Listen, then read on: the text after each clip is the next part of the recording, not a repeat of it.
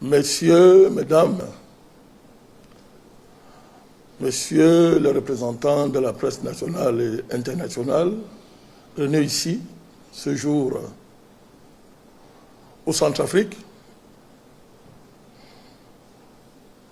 je m'en vais vous lire la déclaration de la mission d'observation de l'Observatoire panafricaniste des élections au terme du quadruple scrutin présidentiel, législatif, municipal, régional du 28 décembre 2025. D'emblée, je m'autoriserai de vous signifier sans procédure la rupture que nous inaugurons dans le cadre de notre démarche en matière d'observation électorale en Afrique. Cette rupture s'inscrit dans la longue tradition centenaire, plus que centenaire, du panafricanisme, mais dans toute la grande histoire de l'Afrique, mère de l'humanité, mère des sciences, mère de la géopolitique, mère de la politique. Mesdames, Messieurs, si les élections servent à désigner les dirigeants de nations, à quelques échelons que ce soit, il est évident que l'Afrique ne découvre pas les processus électoraux. L'Afrique, c'est ce qu'on appelle élection. L'Afrique, c'est ce qu'on appelle désignation de dirigeants. L'Afrique est la mère de tous les mécanismes et processus qui ont longtemps permis aux États africains d'exister,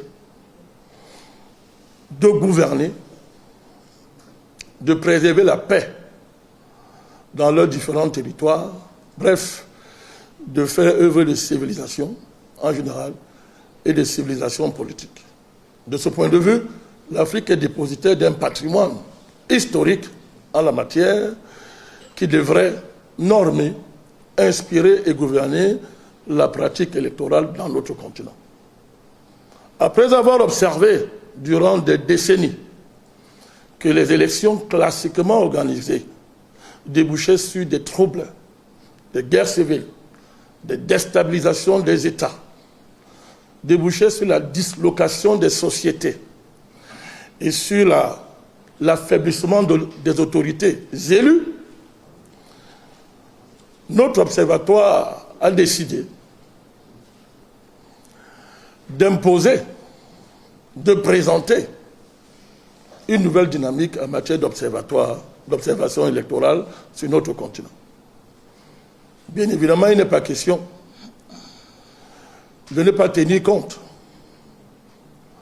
des éléments de l'apport de toutes les théories classiques, que ce soit les éléments de doctrine, que ce soit les éléments liés à la technicité ou à la juridicité, bref, tous les apports des systèmes classiques en matière d'organisation des élections que la modernité nous a apportés. Et dans ce sens ici, je voulais précisément parler, convoquer ici tous les principes internationaux en la matière, les principes de l'organisation de l'OUA et de tous les organismes internationaux, sous-régionaux et régionaux qui s'intéressent à la question électorale.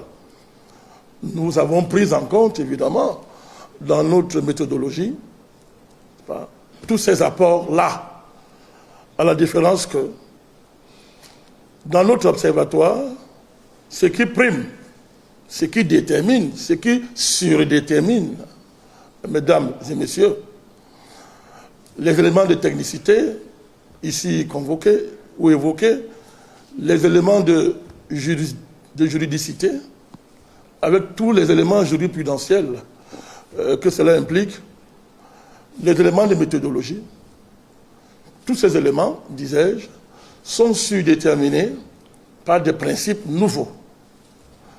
Les voici. 1. L'histoire de ce pays, l'histoire générale de l'Afrique, la grande idée que l'Afrique se fait de la politique, tout le patrimoine historique de notre continent en la matière, que nous essayons d'articuler à la spécificité de l'État en question. De ce point de vue, il est question pour nous de tenir compte de l'histoire du Centrafrique, des évolutions du pays jusqu'à cette élection, à la tenue de ce quadruple scrutin,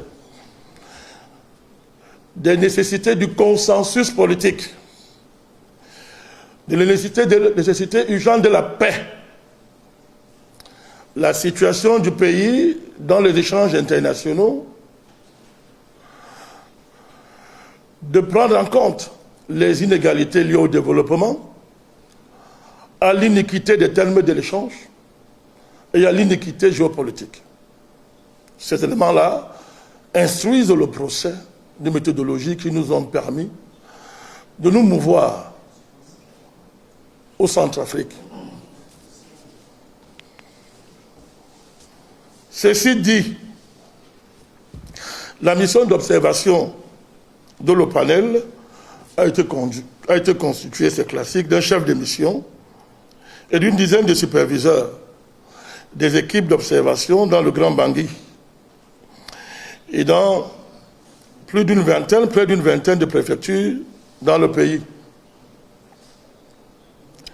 Chaque superviseur avait en charge évidemment la coordination d'équipes constituées d'agents de terrain disposant évidemment de moyens de locomotion pour sillonner les territoires en question.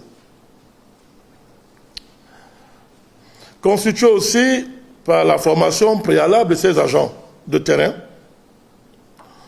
par un panel d'experts le 26 et 27 décembre 2025, via le réseau social Team dûment installé sur les smartphones mis à la disposition pour les besoins de la cause. Les sessions de formation portaient sur la maîtrise du cadre juridique des scrutins concernés, ainsi que les techniques d'observation de la mission d'observation, le panel. La formation s'est terminée, je vous en prie, avec la ventilation d'un ensemble de grilles d'observation. La grille d'observation des élections comporte évidemment le recueil d'informations sur le respect des dispositions légales prévues par la loi numéro 24-007 du 2 juillet 2024 portant code électoral en République centrafricaine.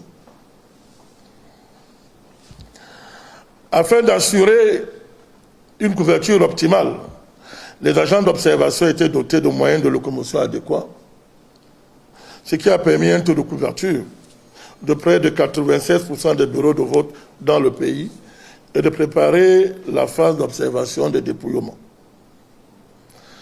En ce qui concerne celle-ci, les agents d'observation ont travaillé avec des personnes ressources à partir desquelles ils ont pu assurer une couverture optimale des bureaux de vote jusqu'à 4 heures du lundi 29 décembre 2025. La transmission des données de terrain des différents agents d'observation au superviseur a permis de dresser ce rapport préliminaire que résume la présente déclaration. Sur le plan légal, des heures de début et de fin, selon le code électoral centrafricain, les opérations de vote couvrent une période de 12 heures à partir de 6 heures du jour indiqué à la convocation du corps électoral par le président de la République. Sur l'ensemble des bureaux de vote observés, ce principe a été respecté. Le président du Conseil constitutionnel, d'ailleurs, ayant consacré cette disposition par une prise de parole claire et sans embâche, relayée dans les médias nationaux et internationaux.